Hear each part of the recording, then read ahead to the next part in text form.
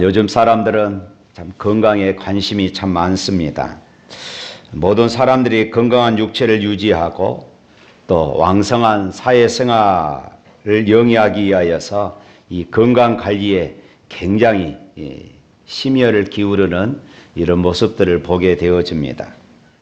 그렇다면은 우리의 육신의 건강은 그렇고 우리의 영혼의 건강은 어떻느냐 이것입니다.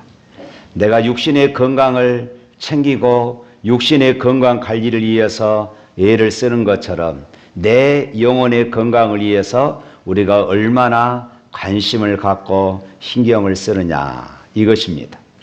그래서 오늘 제목이 당신의 영혼은 잘 되고 있습니까? 이것입니다. 여러분의 영혼은 건강합니까? 건강한 사람의 특징을 보면은 피곤을 별로 느끼지 않습니다. 건강한 사람은 잠을 잘 때도 아주 잘 잡니다. 건강한 사람은 무거운 짐도 힘들지 않게 들고 다닙니다. 다른 사람들이 감당하지 못하는 그런 일들도 거뜬히 감당합니다. 여러분의 영혼은 건강하십니까? 요한은 평생 복음을 위해 사역하면서 많은 그런 영적인 자녀들을 낳았습니다. 특별히 요한에게 언제나 감사와 기쁨을 주는 한 사람이 있었습니다. 바로 이 가이오라고 하는 사람입니다. 요한 3서에서 요한이 가이오에게 쓴 이 짧은 이 편지 내용을 담고 있습니다.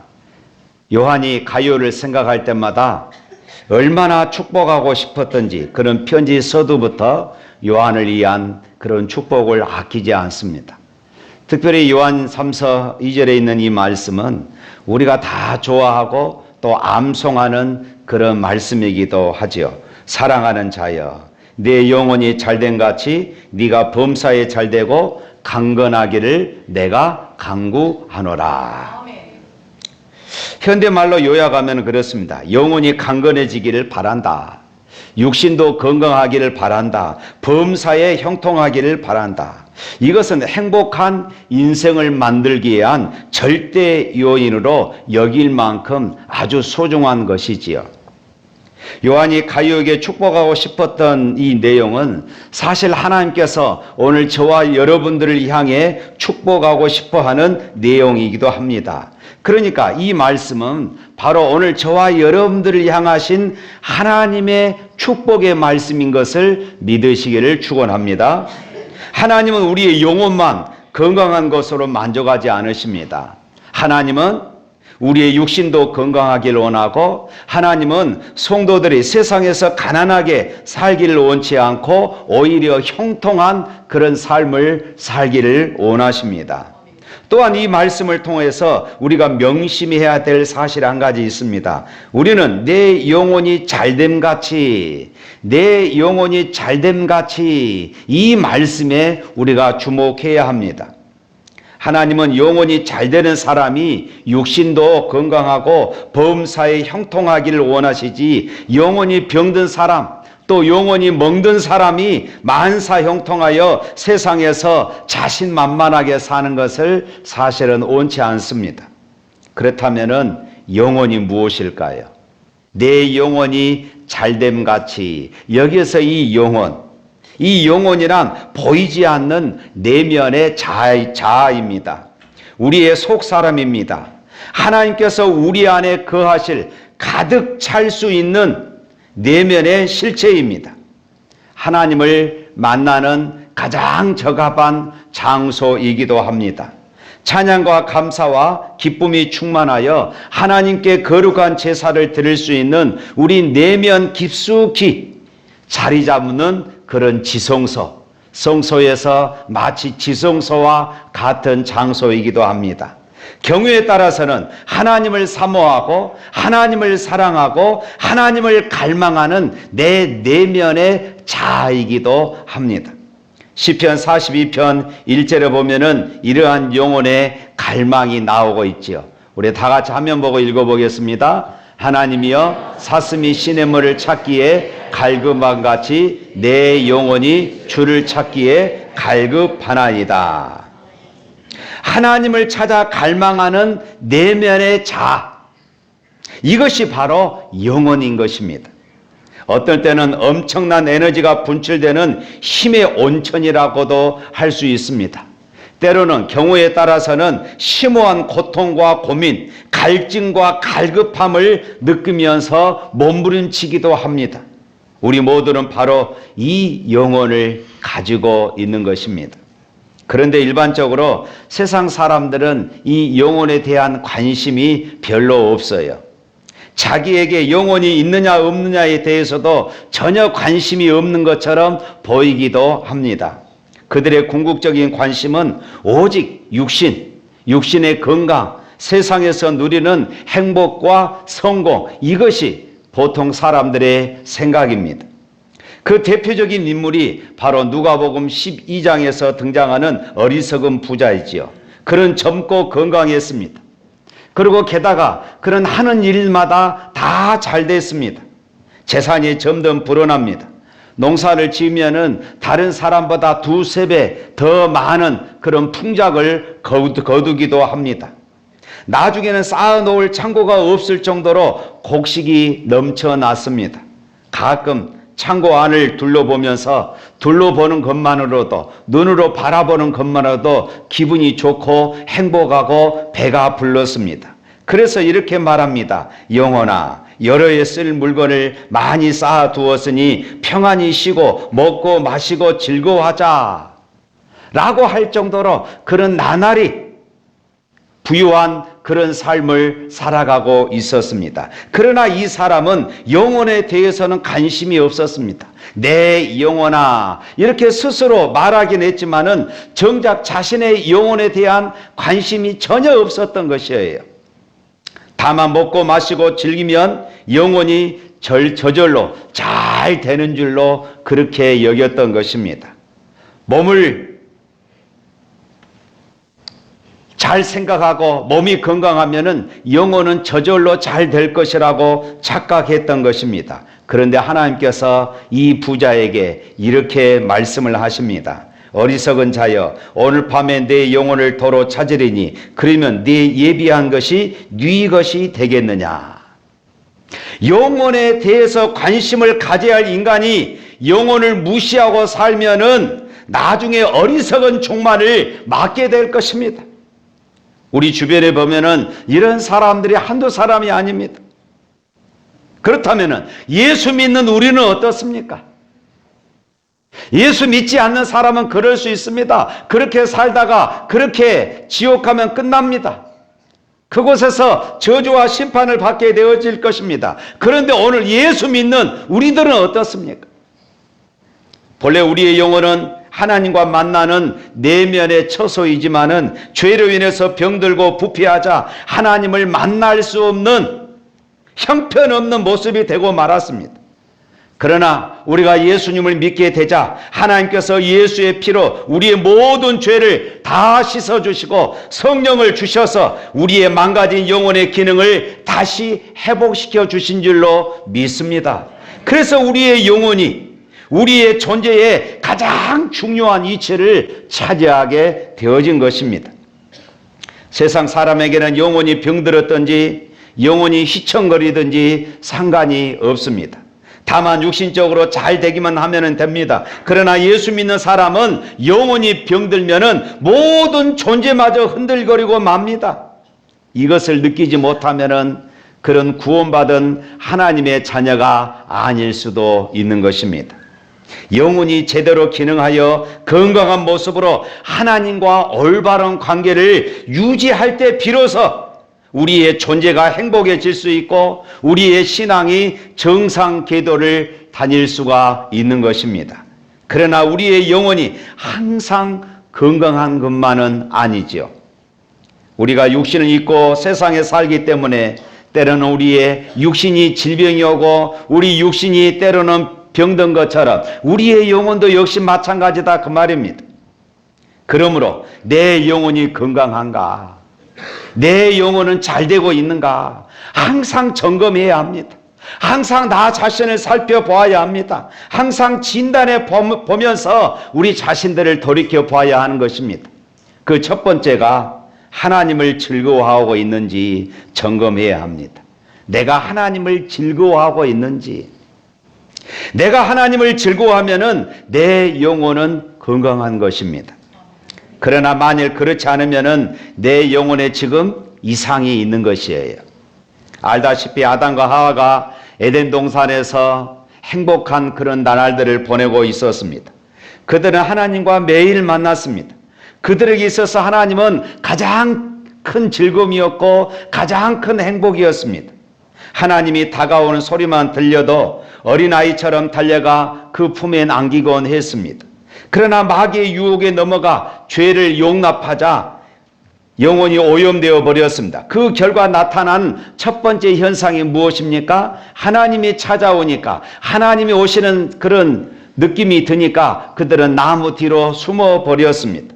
그들은 하나님께서 거니시는 소리를 듣자마자 나무 뒤로 숨어버린 것입니다. 하나님이 두렵기 시작한 것입니다. 하나님이 싫어진 것입니다. 영혼이 건강하지 못하니까 이처럼 아담과 하와처럼 우리도 하나님이 멀어집니다. 하나님이 두려워지는 것입니다. 여러분은 예배 드리는 것이 기쁩니까? 주일 아침 우리가 일찍 일어나 준비하고 모든 불편들을 무릅쓰고 이 자리에 나와 예배 드리는 이유는 너무나도 자명합니다. 내가 하나님이 좋아서입니다. 할렐루야. 우리를 사랑하시는 하나님, 우리를 창조하신 하나님, 우리를 구원하신 이 하나님, 우리를 위해 죽으시고 부활하신 예수님이 너무 좋기 때문에 내가 성령의 감동을 받아서 우리가 이 자리에 나와서 예배를 드리고 있는 줄로 믿습니다. 예수님이 좋은 걸 어떡합니까? 예수님이 좋은 걸 어떡합니까? 다 같이 할까요? 세상에 어떤 것도 비길 수 없네. 예수님이 좋은 걸 어떡합니까? 할렐루야. 세상의 어떤 것보다도 예수님이 좋습니다. 그래서 영혼이 건강한 사람은 예배를 사모합니다. 기도를 좋아합니다. 말씀을 펴놓고 하나님의 음성을 조용히 묵상하며 듣는 것이 즐겁습니다. 항상 마음속에 하나님을 모시고 살면서 하나님과 깊은 교제를 나눕니다. 무엇보다도 내가 섬기고 있는 교회 담임 목사의 설교에 은혜를 받습니다. 아멘. 여러분, 김 목사의 설교에 은혜 받지 못한 분 계십니까? 내 영혼이 지금 병들어 있다는 그런 증거이기도 합니다. 제가 설교 준비를 못해서 여러분들이 못 받는다면은 그래도 이해가 되겠습니다. 사실 오늘 본문은 제가 지난 4월 달에 준비했던 말씀입니다. 그런데 저에게 해답이 안 나와요. 이 말씀을 어떻게 풀어갈 것인가? 한 가지 막힌 부분들이 있어서 두고두고 미루다가 오늘 말씀을 준비한 것입니다. 여러분 생각해 보십시오. 내가 섬기는 교회 담임 목사의 설교의 은혜와 감동을 얻지 못하고 인터넷이나 방송이나 유튜브에 흘러나오는 그런 유명한 목사님들의 설교에 자꾸 귀를 기울인다면 잘 어떻게 되겠습니까? 그러면서 내 영혼이 잘 된다고 말할 수가 없는 것이에요. 사랑하는 성도 여러분, 여러분의 영혼이 잘 되기를 원하십니까? 그렇다면 하나님을 즐거워하시기를 축복합니다. 말씀을 사모하시기를 축복합니다. 기도를 사모하시기를 축복합니다. 무엇보다도 이 김 목사의 설교에 은혜와 감동이 씻기를 주님의 이름으로 축복합니다. 두 번째로 내 영혼이 건강하다면은 내 마음이 세상으로 기울어져 있지 않는지를 점검해 봐야 합니다. 대부분의 사람들은 일단 세상에 태어나 한 생을 건강하게 삽니다. 그리고 그들 가운데 많은 사람들은 소위 세상에서 말하는 성공하는 사람들일 수도 있습니다. 자기가 목표와 목적을 달성하기도 하고 자신의 능력 이상으로 여러 가지 형통한 것들을 경험하기도 합니다. 예수 잘 믿는 사람 가운데 하나님께서 복을 주셔서 몸도 건강하고 가정도 평강하고 하는 일들이 다 잘 되는 이런 경우들도 있습니다. 그런데 젊고 건강하고 형통할 때 내 마음이 세상에 기울어져 있지 않는지 우리가 돌이켜보는 것입니다. 자신을 점검해 보는 것입니다. 내가 병들었을 때는 하나님이 없으면 안 될 것처럼 하나님 앞에 메어 달립니다. 내가 가난할 때는 세상에 정주지 않고 오직 내 마음을 나를 사랑하사 나를 위하여 십자가에서 죽으신 예수님께 온전히 드리며 그렇게 살아갔습니다. 내 일이 제대로 안 될 때는 오직 예수님만이 나의 기쁨이고 예수님만이 나의 소망이고 하나님의 은혜만을 사모하며 그렇게 살았습니다. 그런데 건강하고 형통하자 세상 사는 그런 재미가 있습니다. 나도 모르게 점점 세상으로 마음이 기울어져 가는 것입니다. 그래서 하나님과의 관계는 형식적으로 때우고 많은 시간과 노력과 그리고 돈을 자신의 즐거움과 행복을 위해서 그렇게 투자합니다. 그래서 마음이 세상으로 기울어지게 되었습니다. 이런 사람들은 그 영혼에 지금 이상이 있음을 기억하십시오.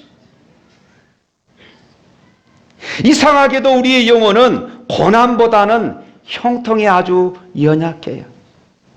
내가 고난이 있고 내가 힘들 때는 내 영혼이 하나님을 바라보고 하나님을 사모하고 하나님의 은혜를 사모합니다. 그런데 우리가 살만하고 내가 형통할 때는 하나님 은혜 없이도 내가 살아갈 수 있다고 그렇게 자신만만하게 되어지는 것입니다. 내가 형통하게 되면은 내 영혼이 위태위태해지더라는 것입니다. 여러분 어떻습니까? 그래서 잠언에서 아굴은 이렇게 기도했어요. 잠언 30장 7절부터 9절 말씀 한번 읽어보도록 하겠습니다. 내가 두 가지 일을 주께 구하여 싸우니 내가 죽기 전에 내게 거절하지 마옵소서. 곧 헛된 것과 거짓말을 내게서 멀리 하옵시며 나를 가난하게도 마옵시고 부하게도 마옵시고 오직 필요한 양식으로 나를 먹이시옵소서. 혹 내가 배불러서 하나님을 모른다 여호와가 누구냐 할까 하오며 혹 내가 가난하여 도둑질하고 내 하나님의 이름을 욕되게 할까 두려워함이니이다. 혹 내가 너무 형통해서 내가 너무 배불러서 내가 너무 성공해서 하나님을 모른다 할까 두렵습니다. 혹시나 내가 너무 가난하여서 내 하나님의 이름을 욕되게 할까 두렵습니다. 오늘 이것이 저와 여러분의 기도가 될 수 있기를 축복합니다. 내가 형통하든지 내가 가난하든지 하나님을 즐거워하며 하나님을 인정하는 이런 삶을 살아가게 하여 주시옵소서. 마지막으로 영혼이 건강한 사람은 봉사에 넉넉합니다. 영혼이 건강한지를 아는 방법은 즐거운 마음으로 봉사하는가를 보면은 알 수가 있습니다. 여러분 봉사를 즐겁게 합니까? 아니면은 억지로 합니까? 원망하면서 합니까? 어떤 이유에서건 짜증을 부립니까? 오늘 본문에 등장하는 이 가이오는 아주 긍정적인 사람이었습니다. 봉사를 하되 기쁨으로 봉사하는 사람이었어요. 우리 5절 말씀 한번 읽어볼까요? 사랑하는 자여 네가 무엇이든지 형제 곧 나그네 된 자들에게 행하는 것은 신실한 일이니. 가이오는 초대교회 당시 베드로나 바울이나 바나바나 빌립과 같은 많은 복음 전도자들이 복음을 전하기 위해서 순회하며 다닐 때에 마음을 다하여 정성을 다하여 그들을 대접했고 그들에게 쓸 것을 그렇게 후원했던 사람이기도 합니다. 오늘날로 말하면은 선교의 후원자가 되었던 것입니다. 전도자들이 생활할 수 있도록 생활비를 기쁨으로 드렸던 사람입니다. 가이오는 복음의 진리에 굳게 섰기 때문에 그 진리를 전하는 사람들을 존경하게 된 것입니다. 그런 자세가 바로 건강한 신앙인의 자세다, 이 말씀입니다. 영혼이 잘 되고 있는 사람이다, 이 말씀이에요. 여러분들도 복음을 위해서 수고하는 자들을 기쁨으로 섬길 수 있기를 축복합니다. 아브라함은 마므레 상술이 숲풀 근처에 앉아 있을 때에 나그네 세 사람이 지나가는 것을 보았습니다. 그리고 그는 걸어가지 않고 뛰어가서 이 나그네들을 영접했습니다. 그들에게 고개를 숙이고 몸을 굽혀서 그들을 영접하며 그들을 진심으로 환영하고 물을 떠다가 그들에게 발을 씻깁니다. 분에 넘치는 음식을 준비했습니다. 사실 이렇게 더운 사막에서 지나가는 나그네에게 시원한 물 한 사발 드리는 것도 최선을 다하는 것이었습니다. 그런데 즉시 떡을 만들고 통통하고 기름진 송아지 한 마리를 잡았습니다. 버터와 우유와 송아지 요리를 정성껏 준비하여 대접했습니다. 그때 그 나그네들 가운데 하나님이 계셨어요. 하나님도 감동을 받으니까 속에 있는 것을 감출 수가 없어서 그를 축복합니다. 사라에게 내년 이맘때에 아들을 낳을 것이다, 이렇게 말씀을 하십니다. 그리고 조카 롯이 살고 있는 소돔의 멸망을 미리 알려주셨어요. 하나님께서 감동을 받으니까 그렇게 축복하시게 된 것입니다. 하나님을 감동시키는 헌신을 할 수 있기를 축원합니다. 요한복음 12장에 보면은 예수님께서 베다니 마리아의 집에서 가셨을 때에 마리아는 감사하는 마음으로 소중히 아꼈던 값진 나드 한 오갑을 깨뜨려서 예수님께 가져와서 예수님의 발에 붓고 눈물을 흘리며 자신의 머리털로 예수님의 발을 씻겨 드리는 일이 있었습니다.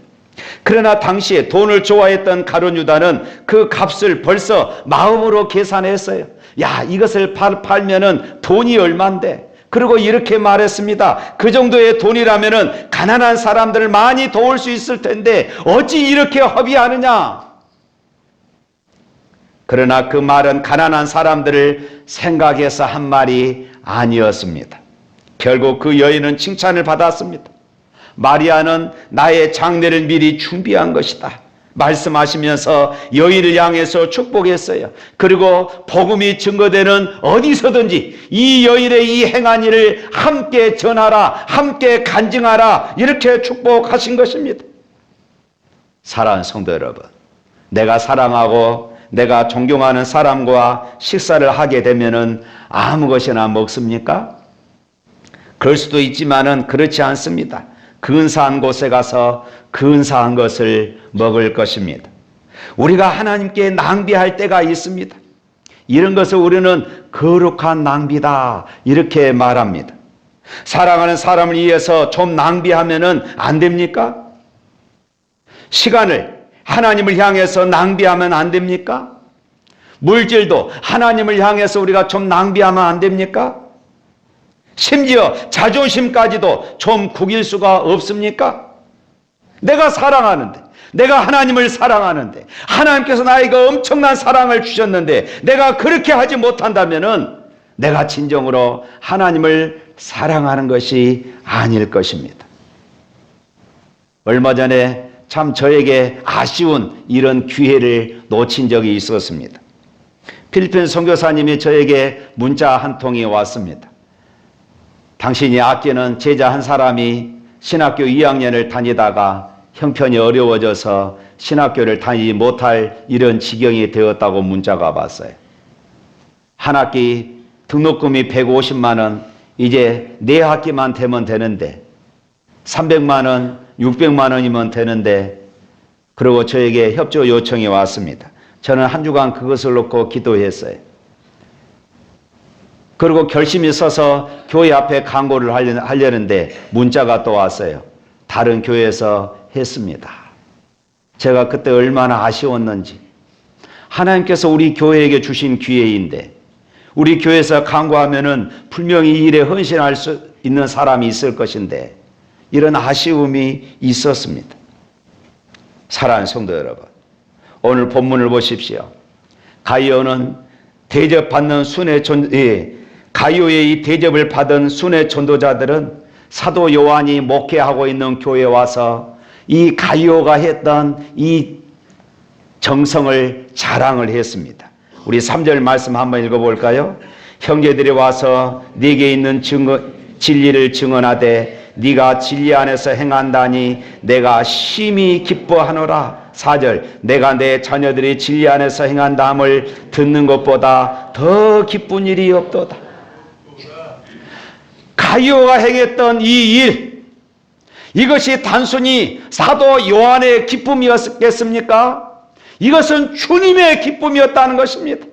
내가 내 자녀들이 진리 안에서 행한다함을 듣는 것보다 더 기쁜 일이 없도다. 주님이 기뻐하신 것이에요. 가룟의 선행이 알려지기 시작한 것입니다.